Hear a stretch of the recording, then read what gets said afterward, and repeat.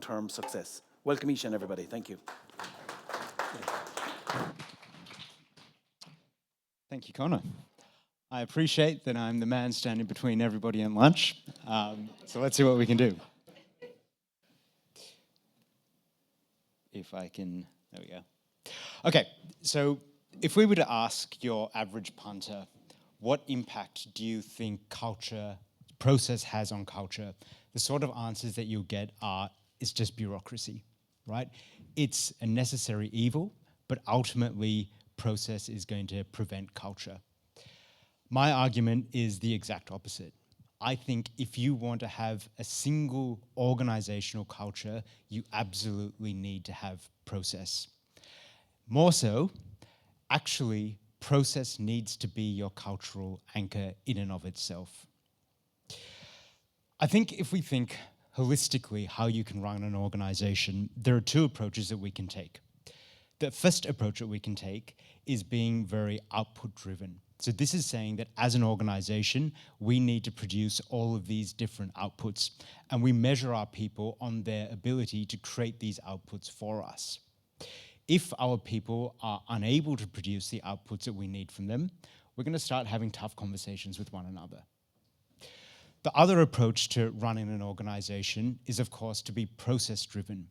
And this is where we ask our people to follow and perform a defined process. And we're going to trust that if our people follow and perform that defined process, the outputs will just look after themselves. If we find that now we've followed the process and we haven't actually delivered the outputs that we need, rather than having a hard conversation with one another, we're going to have a tough examination on the underlying process.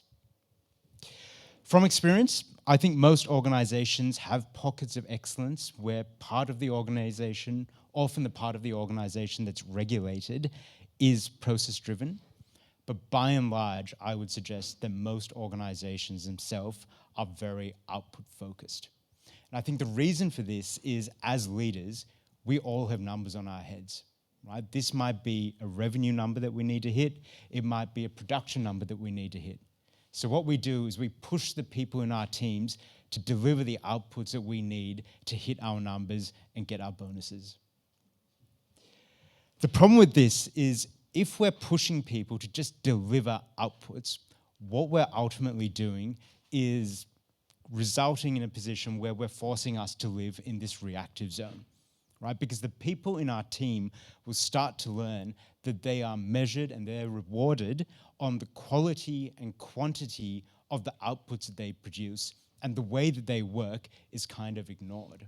Right? So they learn to break the process and deliver the outputs that we ask of them.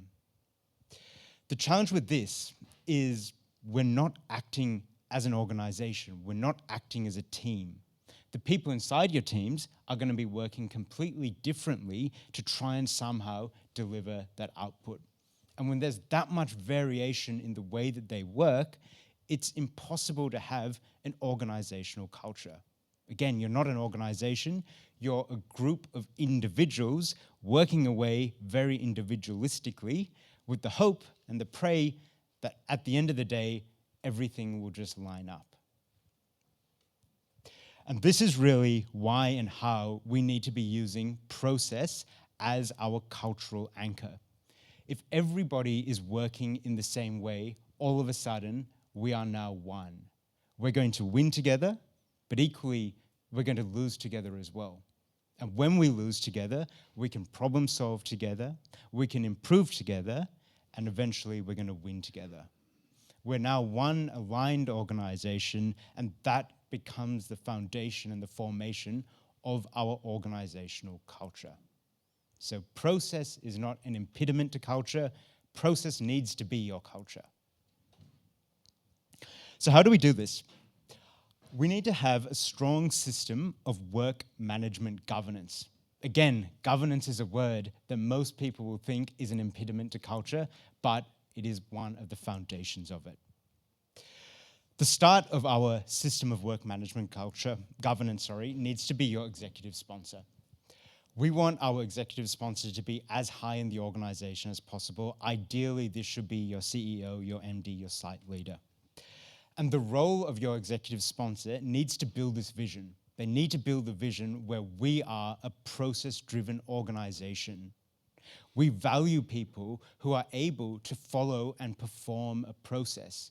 We measure the success of our people on their ability to perform that standard approved process. And then what we do is we measure the success of our processes on the process's ability to deliver the output that we need. This can be quite a scary thing to do because what we're fundamentally saying is, I want somebody who will follow a process and not deliver what I need them to deliver, more than I need somebody who will break a process and somehow deliver at the end. This means that we will almost certainly have an immediate dip in performance because people are allowed to fail, right? But what that means is we problem solve, we solve the root cause, and over time, we build a system where we predictably and we repeatedly win. From here, we need to have strong business system owners. So when we talk about business systems, these are your production system, your business development system, your people system. The owners of these systems need to take the culture that has been set by our executive sponsor, and they need to deploy it to their business system, right? So this means ensuring that we've got managers within our system who are able to create processes that let people win, right? It means that they've got processes in place where the people within the organization are now able to perform the processes and deliver the outputs, right? So creating the processes that allow us to win. And then we have process owners, and these are probably the most important people in our work management governance. If we come back to this slide, where we try and move from reactive to predictive, the biggest challenge here is navigating that transition point.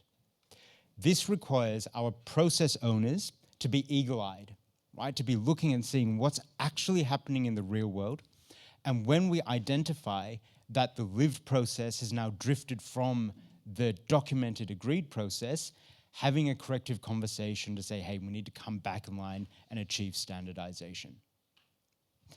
The mistake that I find most organizations make is that they make these process owners far too senior in the organization, right? So often you will find that your business system owner is also the owner of all 50 processes within their system.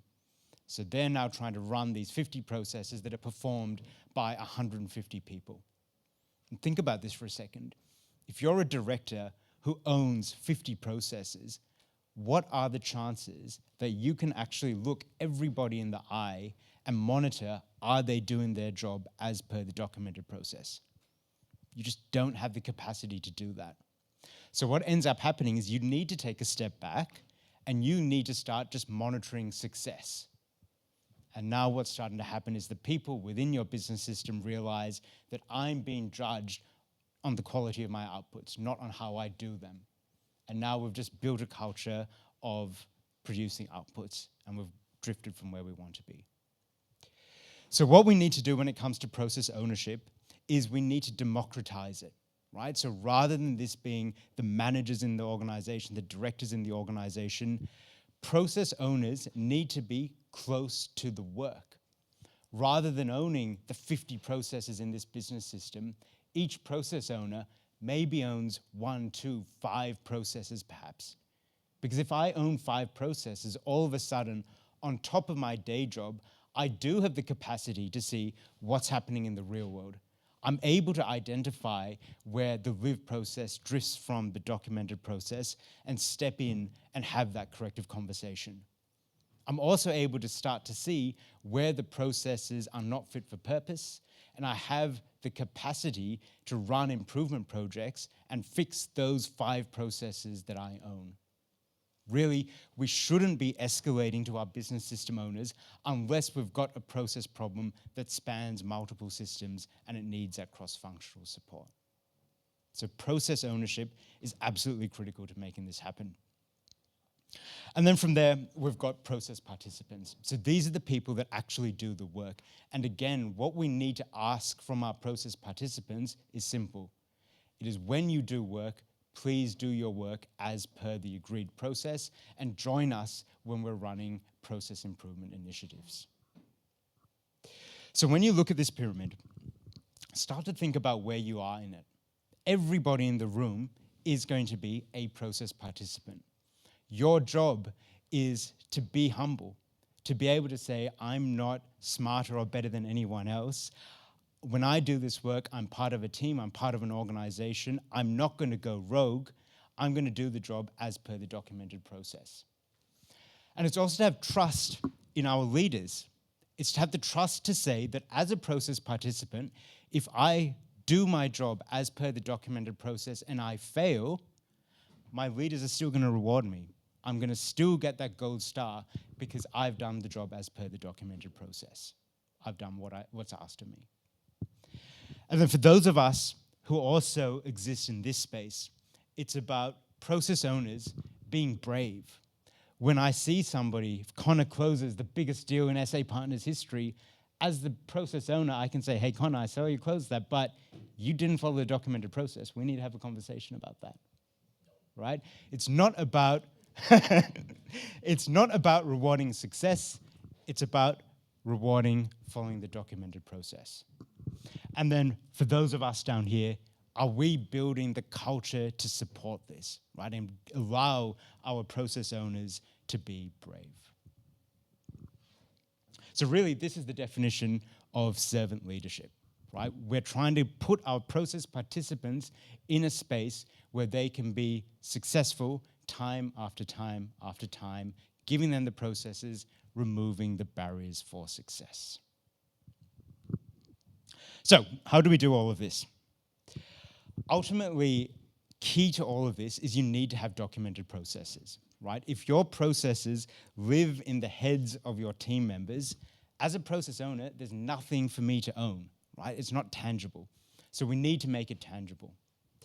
There's obviously a bunch of different ways to record and make your processes assets of the business, not the people whose heads they live in. We've partnered with Nintex, and I'm just going to quickly walk you through how we take this live. And as I do that, I just want to point out the sort of things that you need to be looking at.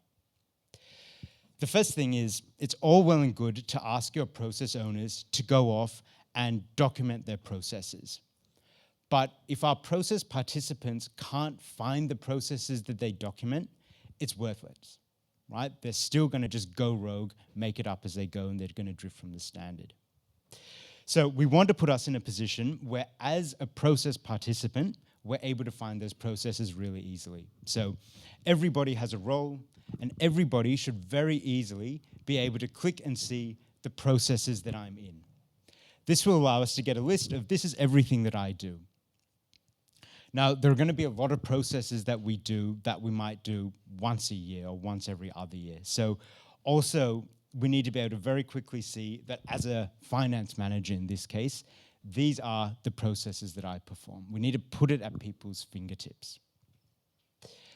This is really, really important because, again, people always follow the path of least resistance when it comes to accessing process information. Your process owners can document all the processes in the world, but if it's easier for me as a process participant to just make it up as I go, that's what I'm going to do. And then we start drifting from the standards and we start focusing on just how can I produce these outputs. So what I'm showing you over here is now a business system. So this is our HR business system where we start with recruitment, we manage, we train, we induct, and eventually we offboard. Coming back to our model over here, what we need to have is a business system owner that's responsible for managing this transition point. Slides are making me walk everywhere. This business system owner needs to be named. So this is not the director of human resources or the VP of human resources. It's specifically Virat, right?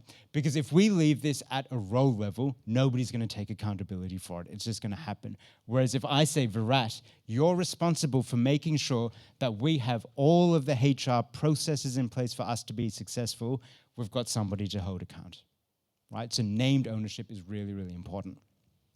We can keep drilling down. So when we look at recruitment, one of the processes in recruitment is advertising a position. So let's advertise a position.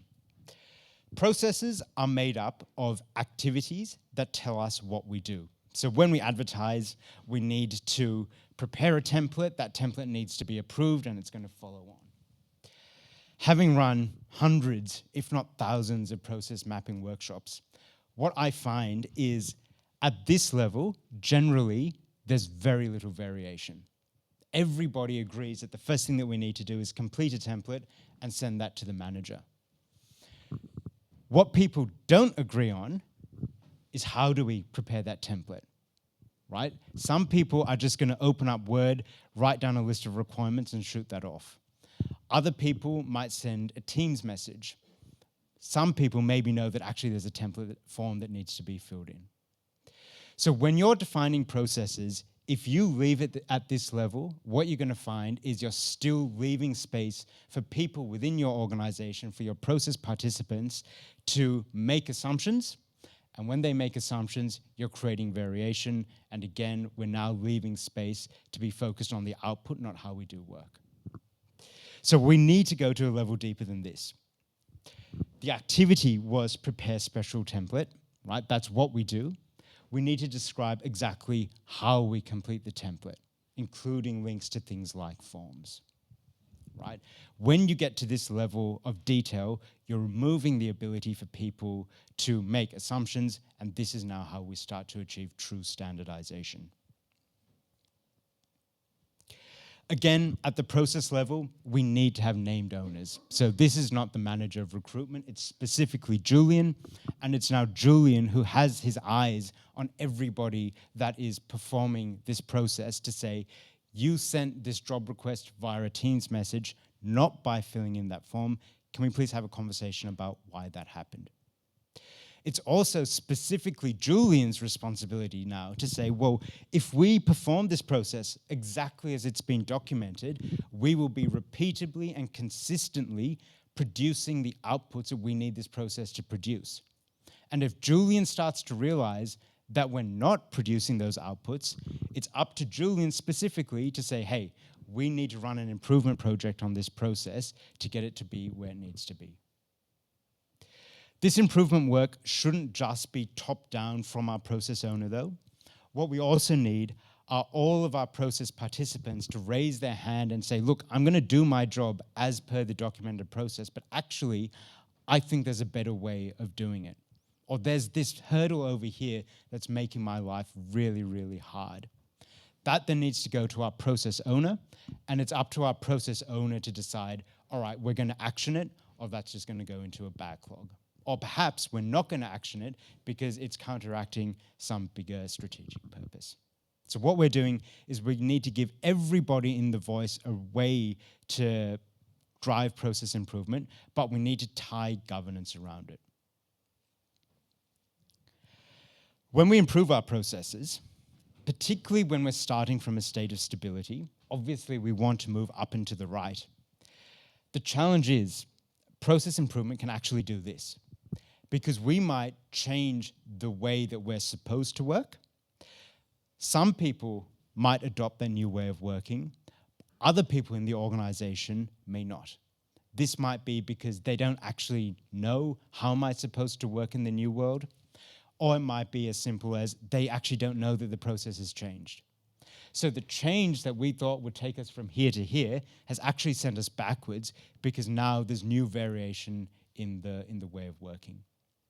So it's really, really critical that when the process changes, every stakeholder of that process is told the way that you work has changed. And we need to enforce that they need to acknowledge that change to say, yes, I commit to making a change to the way that I work. You also just need to make sure it's very, very clear to people what actually has changed. So in this case, we can see that previously the manager had to reply to the applicants, whereas now that has been automated by the Workday system. So making sure that people not only know that their ways of working has changed, but also they're very clear on what specifically has changed in their world. So that's what I wanted to take you through today. I hope we've kind of caught up for lunch. Just to leave you with a few lasting thoughts. First and foremost, as leaders, I want you to be brave, right? It's very easy for us to just push our process participants to deliver the outcomes that we need them to deliver. Take a step back.